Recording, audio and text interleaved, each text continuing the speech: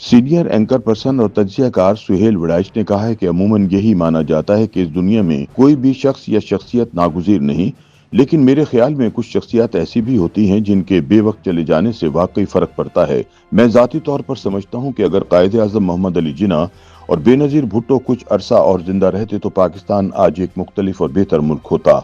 अपने ताज़ा सियासी तजिए में सुहेल वड़ाइच कहते हैं कि अगर मोहम्मद अली जिन्ना क़याम पाकिस्तान के बाद कुछ बरस मजीद जिंदा रह जाते तो वो भी भारत के पहले वजीर आजम जवाहरलाल नेहरू की तरह पाकिस्तान को एक आज़ाद ख्याल जमहूरी और कसीर मजहबी आइन देने में कामयाब हो जाते, जो अकलियतों और पसमानदा तबकात के इस्तेहसाल से पाक होता और यूं पाकिस्तान आज एक तंग नजर माशरा न होता। इसी तरह अगर बेनज़ीर भुट्टो मजीद कुछ बरस जिंदा रहती तो वो एक ज्यादा महफूज और हम आहंग पाकिस्तान की तामीर करती, जो इनके मुजव्वज़ा मुफाहमत के फलसफे पर मबनी होता। ये वही नजरिया था जिसका वो अपनी अफसोसनाक शहादत से पहले पुरजोर प्रचार करती रही हैं। बेनज़ीर भुट्टो ने एक सियासी और मजहबी तौर पर मुनक़सिम मुल्क में मुफाहमत के मिशन के साथ पाकिस्तान वापसी की थी।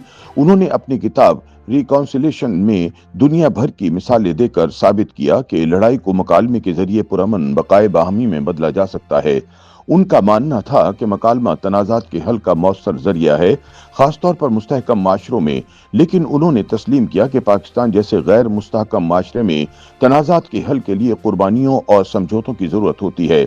सुहेल वड़ाइच बताते हैं कि उनकी बेनज़ीर भुट्टो से मुफाहमत के मौजू पर एक तवील गुफ्तगू हुई। वो इसराइली सियासतदान और साबिक वजीर आजम आइजक रॉबन से बहुत मुतासिर थी। उन्होंने ओस्लो माहिदे के जरिए इसराइल और फलस्तीन के दरमियान पुरअमन बकाए बाहमी के लिए दो रियासती हल पेश किया।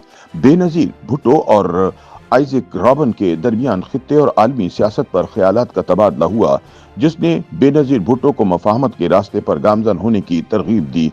सुहेल वड़ाइच बताते हैं कि उनके साथ एक और मुलाकात में बेनज़ीर भुट्टो ने जमात इस्लामी के रहनुमा काजी हुसैन अहमद के साथ मुलाकात की ख्वाहिश जाहिर की ताकि दोनों मुतज़ाद नजरियात के दरमियान मुफाहमत की राह निकाली जा सके, लेकिन इस मुलाकात से पहले ही बीबी की बेवक्त शहादत के बाइस ये मौका जाया हो गया। लेकिन मैं पूरे यकीन से कहता हूँ कि अगर वो कुछ अरसा मजीद जिंदा रहती तो पाकिस्तान आज ज्यादा पुरअमन और हमा जहत माशरे पर मबनी मुल्क होता। सुहेल वड़ाइच कहते हैं कि बेनज़ीर भुट्टो की जनरल मुशर्रफ के साथ मुफाहमत के अमल को अक्सर तनकीद का निशाना बनाया जाता है, लेकिन तब के हालात में उनका डायलॉग का फैसला दहशतगर्दी के खिलाफ जंग के दौरान आमरीत से जमहूरियत की तरफ जारी सफर मुकम्मल करने के लिए एक बेहतरीन हल था। ताहम ये माहिदा तब नाकाम हो गया जब जनरल मुशर्रफ ने अचानक पीछे हटने का फैसला किया। सुहेल वड़ाइच बताते हैं कि बेनज़ीर भुट्टो को बदउनवानी के झूठे इल्जामात का सामना करना पड़ा, लेकिन उन्होंने हिम्मत नहीं हारी और तमाम मुकदमात से बरी होकर पाकिस्तान वापस आईं। लेकिन उनकी शहादत के बाद पाकिस्तान मुफाहमत के फलसफे से दूर होता चला गया और नफरत और इंतशार की दलदल में मजीद फंस गया। हम आज भी बेनज़ीर भुट्टो के फलसफे से फायदा उठाने में नाकाम हैं। इस फलसफे पर अमल सिर्फ इसी सूरत मुमकिन है जब तमाम फरीकैन अपनी बयान करदा पोजीशंस की कुर्बानी देने को तैयार हों।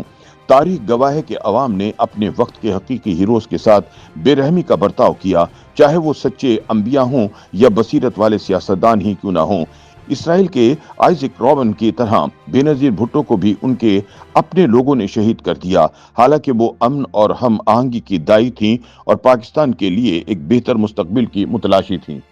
YouTube पर गूगली न्यूज देखने के लिए youtube.com की सर्च बार में गूगली न्यूज टीवी टाइप करें। गूगली न्यूज के पेज पर सुर्ख रंग के सब्सक्रिप्शन वाले बटन पर क्लिक करना ना भूलिए। YouTube पेज पर अपलोड होने वाली वीडियोस से बाखबर रहने के लिए बेल आइकन पर क्लिक कीजिए। आपको हर नई वीडियो के बारे में नोटिफिकेशन मौसूल हो जाएगा।